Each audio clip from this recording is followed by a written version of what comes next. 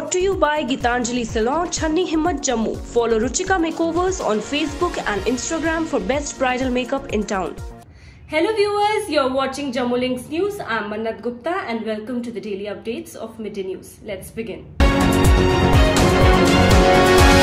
Jammu and Kashmir on Monday recorded 3 deaths and 155 fresh COVID-19 cases, including 9 pregnant women, taking the number of those infected with the disease to 2,601. While 99 of these cases are from Jammu, 56 are from Kashmir. The Union Territory recorded 3 COVID-19 related deaths in the past 24 hours, while 1 death took place in Doda district. 2 were reported from Shopian district of South Kashmir. The Jammu and Kashmir administration on Monday exempted the Defence and Central Armed Police Force personnel returning to join their duties from the compulsory 100% RT-PCR testing and administrative quarantine. According to an official order, Chief Secretary and Chairperson State Executive Committee BVR Subramaniam said these personnel would be allowed to proceed to their institutional quarantine of their respective units or formations for necessary quarantine as per their internal procedures.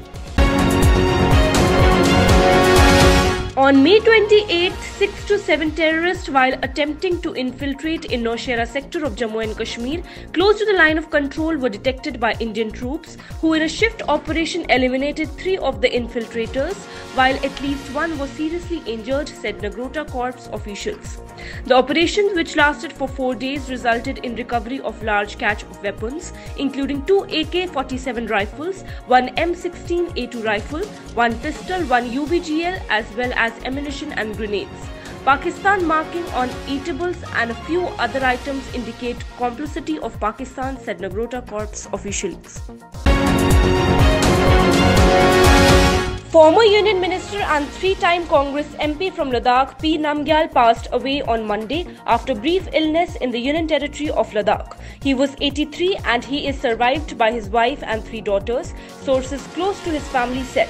They said that Namgyal had returned from Delhi nearly a fortnight ago. Lieutenant Governor Girish Chandra Murmu extended his heartiest greetings to the people of Jammu and Kashmir on the occasion of Nirjala Ekadashi on Tuesday. In his message, the Lieutenant Governor said Nirjala Ekadashi is celebrated in several ways and people traditionally offer special prayers on the occasion.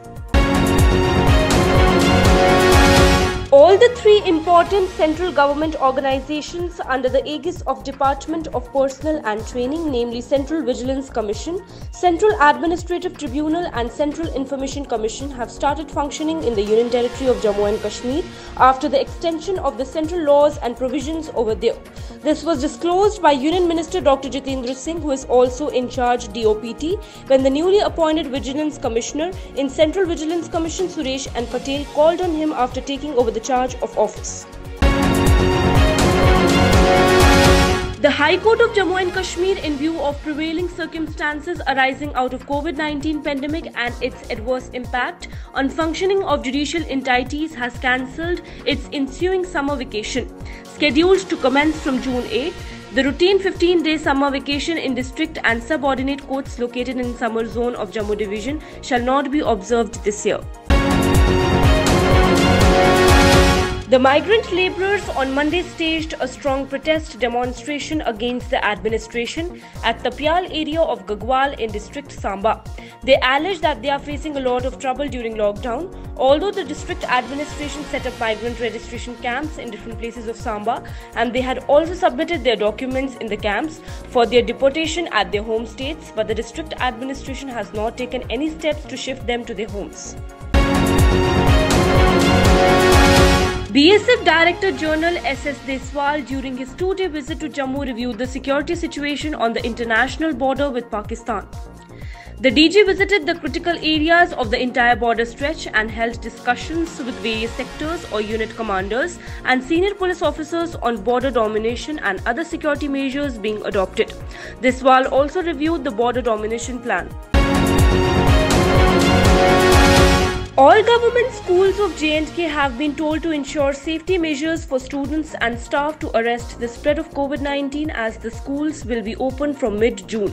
The directors of both Jammu and Kashmir zones have been told to prepare for the opening of the schools with safety measures to stop the spread of coronavirus among the students and staff members. On day 8 of resumption of operation of domestic flights in the Union Territory of Jammu and Kashmir, 15 flights with 1,603 passengers on board arrived at Jammu and Srinagar airports. A total of 352 passengers aboard 6 regular commercial flights arrived at the Jammu airport, while 9 flights with about 1,251 passengers on board landed at Srinagar airport today. After arrival, all the passengers were tested for the COVID-19 virus and transported to their destinations at both the airports amid strict observance of all necessary preventive protocols. An enormous demolition drive was launched by the Lakes and Waterways Development Authority in the area of Lashkari Mohalla, Kashipura Tilwal and Hydra Colony Shalimar, in which 3 illegal constructions or structures, which includes concrete columns, single-story and concrete block, which were raised illegally, were demolished on spot. It is pertinent to mention here that amid COVID-19, when there is lockdown everywhere, the miscreants are taking undue advantage and indulging in illegal constructions, but all such miscreants will not be allowed for any sort of violation and raising of illegal construction or encroachments. Transporters across the Union Territory of Jammu and Kashmir on Tuesday went on chain hunger strike after the government did not respond to their demands for a relief package for the sector resumption of commercial transportation and a 50% fare hike. India on Tuesday reported 8,171 more COVID-19 cases and 204 deaths in the last 24 hours as the country's virus count inches closer to 2 lakh.